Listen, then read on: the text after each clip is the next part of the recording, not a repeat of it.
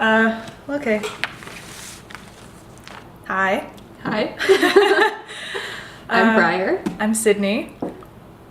My book was The Other Wes Moore, One Name, Two Fates by Wes Moore.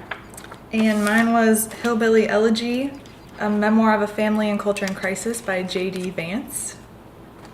Do you want to tell me what your book was about? Yeah, so it's a memoir, obviously, by J.D. Vance, who grows up in Appalachia. I'm probably going to go back and forth saying Appalachia. That's okay. Basically in a really poor town. He is born in Jackson, Kentucky, but then his family migrates to Ohio, Middleton, Ohio.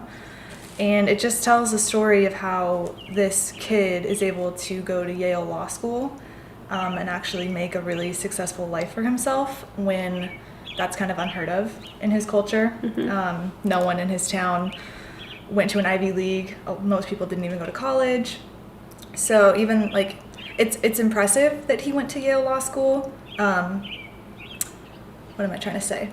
It's impressive to say that someone went to Yale Law School, but it's extra impressive for someone like him from where he came from.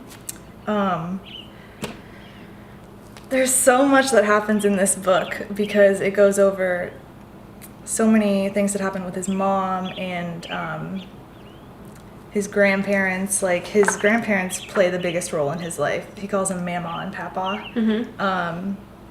They migrated to Middleton, so that is kind of how the family ended up there. Look into my notes. Basically, they moved because there was a big industrialized economy in Ohio of steel, and he says the best way up, on the economic ladder, for a hillbilly was out, so they had to leave. He talks a lot about the typical marriage, I guess, for hillbillies. Mama and Papa had a violent marriage because Papa drank a lot. Mm-hmm. One crazy story he tells is how Papa was drinking so much that Mama said, "Listen, if you come home drunk one more time, I will kill you," seriously. And so he did. He came home drunk, fell asleep on the couch, and she poured oil on him and lit him on fire. Oh, jeez. And his kids had to save him. I mean, he escaped with little to no burns, thankfully, but it just goes to show the kind of stuff that happens. So JD's mom, Bev, had 2 siblings, so there were 3 kids, and that's the kind of environment that they grew up with. And luckily, Jimmy and Lori, the other 2 kids, made really good lives for themselves. But JD's mom, Bev, didn't. She was the one that, I don't know, kind of had a bad life. Luckily, she instilled a really good love of education in JD when he was young.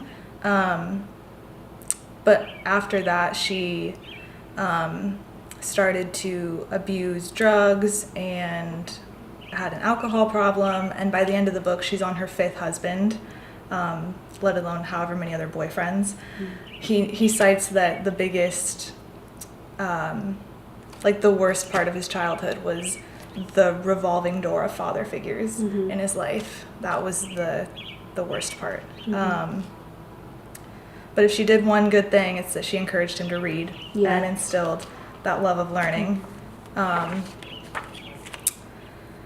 So, I don't know, it talks a lot about hillbilly culture, I guess, which is interesting because that's something I'm really unfamiliar with. And why that area of the country is the way it is.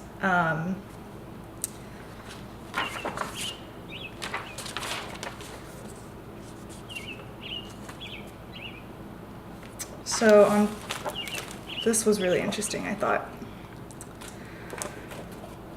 It talks about how hillbillies behave really irrationally. He says they could actually have good incomes for their part of the country, but they spend their way into the poorhouse. So they'll buy giant TVs and stuff they don't need, and then they end up in debt. And then as far as like home lives, they're a chaotic mess. We don't study as children, and we don't make our kids study when we're parents. We talk to our children about responsibility, but we never walk the walk. So all these things contribute to the current problem that the Appalachia region is facing. And I think I tried to like distill the book into like common themes and stuff, and it talks so much about like the American dream and like trying to make your way up on the socioeconomic ladder. And but okay, what do I want to say? What year did this take place? Or years, I guess. Good question. JD was born in 1984, so that's when his part took place, but Mama and Papa, like, I think they left for Ohio in 1947. Okay. So it kind of starts then and expands all the way till 2009 or so when he goes to college. And another thing is he joined the Marines because he, when he was going to apply for Ohio State, all the financial aid forms kind of were stressing him out, and him and Mama didn't understand them. So when his cousin suggested the Marines, he was like, all right, I'll do that. And that reminded me of my dad, actually, because he couldn't afford college either. So he joined the Navy. Yeah. And then for my dad and for JD, it really prepared them for life afterwards. Yeah. Like, JD came back and he was ready for college. He got a double major and he finished Ohio State in less than 2 years, which is really cool. And he did it in like summa cum laude. And then he got, for Yale, he got almost a full ride for his first year because he was one of the poorest kids. And that's another thing that this culture doesn't realize, is that there's so much aid available for them, but they just think that they can't afford it, and they don't even try. Yeah. Which is really sad. So I think it's really cool the amount of importance the amount of importance that education plays. God, what are words? Okay. So what I'm trying to say is it's really cool how important education is in the eyes of his mom, at least in the beginning, and Mama, because she continually pushes him. She doesn't let him hang out with kids who do drugs or anything like that, and she helps him all the way through college. And he's like one of the only kids who this applies to in the book. Like, otherwise, no kid cares about education, and that's something I can't relate to. Like, it's always been a really important factor in my life. So just culturally, that is really unrelatable to me. But I felt like I could relate more to JD and his experience, which was cool. Do you have any questions? I don't know. Do you have like a favorite part of the book, or like an interesting part of the book? Oh boy.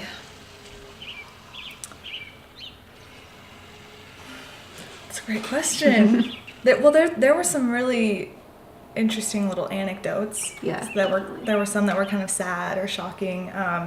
There was one where JD is like 11 or 12, and his mom. This is a sad one, kind of. And his mom had said something mean, so she wanted to apologize to JD. So she takes him to the mall to get like a toy or something. And while they're in the car, he says something, he doesn't even remember what, but it makes her mad. And so she starts speeding. He says like 100 miles per hour. And she says she's going to crash the car and kill them both. Wow. Yeah. And so he tries to get in the back seat to hide. And then she pulls over, and with the intent to like hit him, but he gets out and runs to the nearest house and tells the woman living there, like, can you call 911? My mom is going to kill me. And so the cops show up and take her away. And then Mama and Papa show up and get him. And there's like a court, there's like a court hearing, and she could go to jail, but JD ends up lying and saying that nothing happened because he doesn't want to go into like the child protective service system and lose the ability to see Mama and Papa. Yeah. Which is just really sad. Yeah, that is sad, yeah. And like a lot of stuff happens like that in the book, not with him either, with all the characters. Like they all experience these really sad things, and that was just eye-opening. Because I haven't really had any experiences like that, thankfully. But I don't know. I guess one of the big takeaways, he talks at the end, like, if there's anything we can do to solve the problem, this cultural crisis. And there's not really one solution, but something you can do is kind of put your thumb on the scale a little for the people at the margin to like tip the scale in their favor. And he talks about how many thumbs were on his scale. So like the constant presence of his grandparents, how he, even though like his mom had like 5 husbands, he was surrounded by a lot of other caring and kind men with his uncles and his grandfather. The fact that his mom instilled in him the love of education and learning. He had a sister, Lindsay, who always protected him. And then just teachers, distant relatives, all these people who helped him, which is really important and what a lot of hillbillies don't have. Because they don't try in their education or they don't think anyone cares. So I guess they just need people looking out for them. Yeah. The big takeaway. So my book was The Other Wes Moore, One Name, Two Fates. And basically it just tells the story of 2 men who both share the name Wes Moore. They were both born within a year of each other, and they both grew up within blocks of each other. And they both had very similar childhoods. Both had absent fathers in their lives. One of them, their father died, and then the other one, his dad just was never around. But yet both men end up living very different lives once they reach, I guess, their teenage years. What else to say? Where does this take place? It takes place in Baltimore mostly is where they live. They were born in the 70s. It doesn't specify the year, but it's like the bulk of the story takes place in the 80s and 90s when they were young adults, teenagers, kids. So yeah. How were their lives different? So they had very, very aligning lives up until I think their early teenage years. They both sort of got in trouble a lot, had a lot of run-ins with the police. Just weren't really applying themselves in their lives, I guess. Weren't really caring about school. And, getting involved in crime even at such a young age. They were like, 8, 9, 10 years old, going and tagging buildings and getting in trouble. But their lives really took a turn when they were early teenagers, I'd say like 12, 11 years old, when Wes Moore, the one who wrote the book, he got sent to military school because he had been going to private school and his grades were just slipping. He just didn't really care about it. And his mom kept threatening, I'm going to send you to military school if you don't, get in line. And so she did it. And so he went. He tried to run away 4 times when he first got there. And then he eventually got caught the last time. And they just said, you can't do this anymore. And the other Wes Moore, things took a turn for him when he started getting involved in the drug game. He realized like, I can make a lot of money, selling drugs. He saw kids walking around with really nice shoes and he's like, I want to do that. And so he got involved with that. And ultimately that's what his biggest downfall was the drugs. And so that Wes Moore, he kept dealing with drugs. He became a father at a really young age. He was a teenager. He had, I think, 4 kids with 2 different mothers. One of the mothers passed away because I think she was a heroin addict. And so for him, he was doing the drug game, and then he realized that that's not really the life he wanted to live, and so he got involved with the Job Corps because his friend recommended that. And so he went, and that was actually like the most shocking part of the story for me. I still knew that he was going to end up serving life in prison, but at this point in the story, he's going to the Job Corps, and he's like, yeah, like, I really like this. I'm going to train to become a carpenter. He got his GED really fast. But then he got back and just fell right back into the drug game, which was really unsettling, I think, really unfortunate. For the other Wes Moore, the one who wrote the book, he was in the military school, and he got his associate's degree. And I'm trying to think what he did first. He went to Johns Hopkins University. Wow. And after that, he was a paratrooper in Afghanistan. He came back from that, and he began interning for the mayor of somewhere. Don't remember where. Somewhere in Maryland? Somewhere, yeah. He was a Rhodes Scholar. Dang. Yeah. We also went to, he did a study abroad in Africa, or South Africa, which was a big deal for him. That's where the story kind of concludes, is him going to Africa. And that's where he actually learns about who the other Wes Moore was. Is that his mom called him and was like, yeah, they're looking for another Wes Moore in our area who's, running away from the police, while he was in Africa. And so that's where he kind of got the idea to do the story. Huh. Yeah. What else can I talk about? I think it's interesting to point out the differences in their lives, how sort of the ultimate cause of their two very shifting paths, I guess.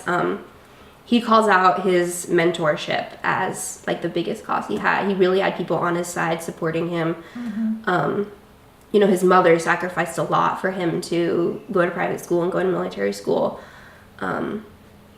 while the other Wes Moore didn't really have any of that. He had, his brother was helping him do all of his, criminal activity, and he just never had really anybody supporting him and helping him get his life in check, and so that really hindered his path, I think. Yeah. That reminds me a lot of my book. Yeah. What I was saying about the people. Like, the Wes Moore who wrote that book sounds like he had a lot of people helping him. Yeah. And he also went to military school and joined the army. Yeah. And that sounds like it helped a lot, and it helped JD a lot get his life on track. So I think it comes down to, you have to have people helping you, especially if you're like living in a place where you don't normally, or like, I don't know, was he living in like a bad part of town, or? Yeah, I mean, it was a huge crime area, yeah. Yeah, and like, he even talks in here about how like the hillbilly culture, it doesn't, I mean, the things that are wrong in this part of the country can apply to other areas too. Like, like the inner cities have the same problems.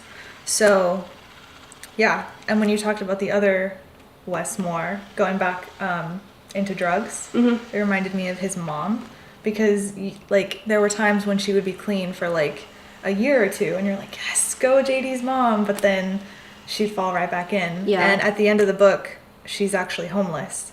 And he's in Cincinnati. He had fallen in love with a classmate at Yale. They're married. But he goes back to Middleton and puts her up in a little crappy motel because she's homeless. And it's really sad. Yeah. Because I really wanted her to, find her way at the end of the book, but it didn't happen. Yeah. Yeah, I think there are a lot of similarities between JD and Wes Moore in that, they both kind of struggled growing up, but then they ended up, with their strong support systems, they got, really far, going to a prestigious school and military school and making a good life for themselves, I think. Mm-hmm. Yeah. What am I trying to ask? What did you, as far as like diversity, what did you learn from this book? That's a great question. I don't know, I guess.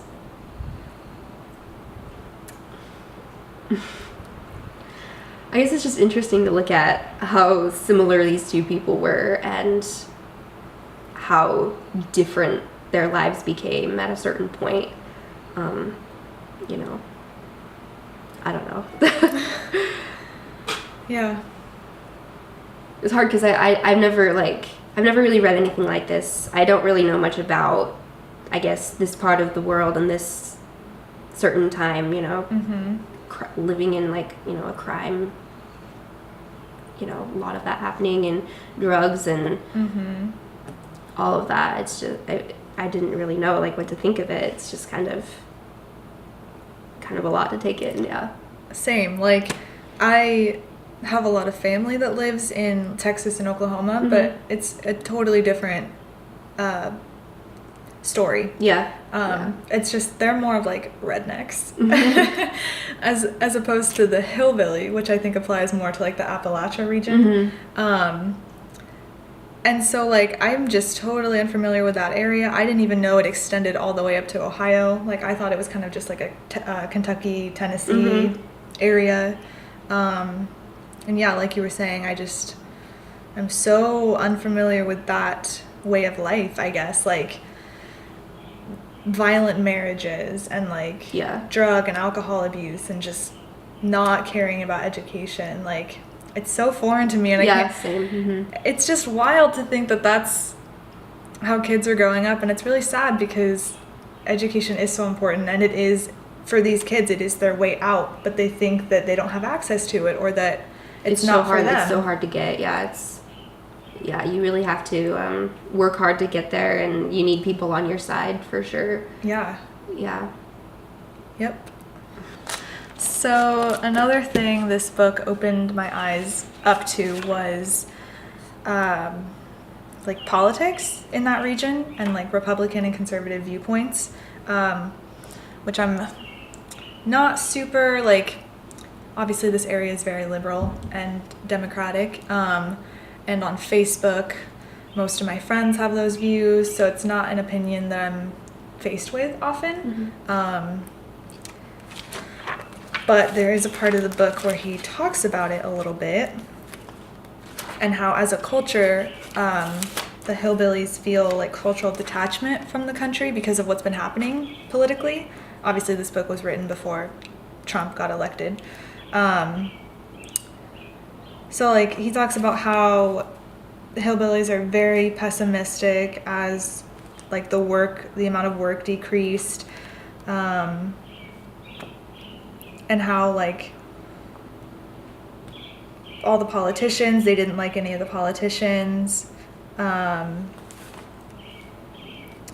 Okay, so he says significant percentages of white conservative voters believe that Barack Obama is a Muslim, that he's foreign-born, that Obama has ties to Islamic extremists or is a traitor, and that basically he says the president, Obama, feels like an alien to many Middletonians, which Middleton is where he lives, JD, for reasons that have nothing to do with skin color, because he attended an Ivy League school, he's wealthy, he speaks like a law professor, so basically he's nothing like hillbillies. And what's interesting is that when Trump came onto the scene, he was like the exact opposite. And I think that shift could have been what like that region of the country was hungry for. Someone who was an outsider and who didn't go to an Ivy League and who didn't speak super professionally and who was white and conservative. And so this, like what he talks about could have been what helped Trump get elected, and that was kind of eye-opening because it's something just in a like a I don't know a viewpoint that I'm not faced with often, and it's hard to get in that headspace of someone who would vote for Trump personally, but you know, hillbillies did. Yeah. Yep. Do you have anything to add? I don't know. My book doesn't really talk about politics that much, so yeah. Were both of the Wes Moores African American? Yeah. Yeah. Same, I guess, ethnicity, name, region. That's crazy. Yeah, it's pretty crazy. I think their names were spelled slightly different, but they both went by Wes, so Wes Moore. Wow. Yeah. Huh. Cool. Oh, something else that I thought was interesting. He talks at the end about how he marries Usha, the classmate from Yale, at the end, and they have they live in a nice home and they have a happy marriage, which is really cool. But he talks about how she calls him a turtle because he just wants to like go back into his shell and retreat from conflict, or he'll like explode and basically take after what he saw his mom doing. But she insists that he talk to her and they work it out. And I think that's so cool, because you would expect someone who grew up with such a home life like he did to just follow in the footsteps of his mom. But he didn't. And he has a super happy marriage, and his sister Lindsay has a super happy marriage with her husband. And so I think that is just awesome, that there's like hopefully a generational change happening where kids can get out of, you know, whatever happened with their parents and make a good life for themselves. Absolutely. Yeah. And that's maybe what happened with the Wes Moore. Yeah, I mean, Wes Moore, he did all these great things after school. He did the military school and then joined the military, and then Johns Hopkins. He was a Rhodes Scholar. He had a job at the White House, actually. He worked under Condoleezza Rice. Cool. And like he married his best friend, he said. But yeah, it took a lot of work, I think, to get there for sure, but it was just good to see some like him living a life that nobody in his family lived to really break out of that mold, I think. Yeah. Good. Thanks for watching. Yeah, thank you. Okay.